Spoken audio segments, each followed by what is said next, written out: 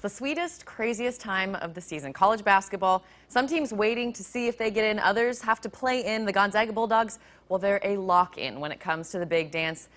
Here's what the landscape looks like after today for the Zags. Xavier out of the Big East, the #1 seed overall in the West region, the 5 seed, a team the Zags could get next, but first they've got to get through the University of North Carolina Greensboro Spartans, a #13 seed. If they do get Ohio State, that's a team they handled by 27 back in November, but a full Big Ten season, more experience now. Who knows what could happen? Who cares about my analysis, though? We've got Keith Oso at Gonzaga right now to get how the Zags feel about it. Keith, I'm not Joe Lenardi, but the Zags aren't looking at too scary of a bracket today.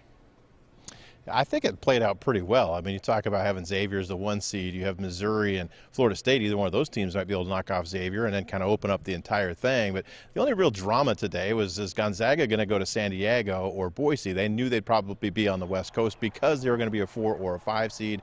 Obviously, Boise, best case scenario, closest town to Spokane. You can drive down there very easily. The weather's been nice. It shouldn't be too rough of a drive.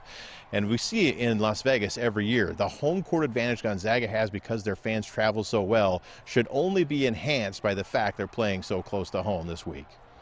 Closest spot for us. You know how our fans travel, but if for it to be in Boise, I mean, it's unreal. It's gonna be loud in there, packed with Zag fans, and just hope everybody gets there safe so it can be real loud in there for us. It was great, knowing that, coming from Vegas last week, how good they were to us out there. It's really exciting. I know everybody that's a Zag fan is really excited as well. We are the best fans in the country, and to give them the opportunity to play in Boise so they can come and watch us, it means a lot to us, it means a lot to this program, and like I said, they're the best fans in the country and we love them. How'd you like to be the rest of the bracket? Looking at Gonzaga, a 30-win basketball team that was in the national championship game a year ago as the 4 seed in the bracket. And if you're going to beat them in the first weekend, you're going to have to do it on basically a road game because of all of those fans that should make their way down to Boise. Should be a lot of fun. We're going to head down there this week, and Gonzaga tries to get their first steps toward hopefully returning back to another Final Four. Should be another fun March Madness, and we can't wait to get things started. But for now, live in the McCarthy Athletic Center, I'm Keith Oso, KXOY4 Sports. Thank you so much, Keith. It should be a very loud Boise in the next few weeks. I'll start putting together the playlist for our 7-hour road trip together.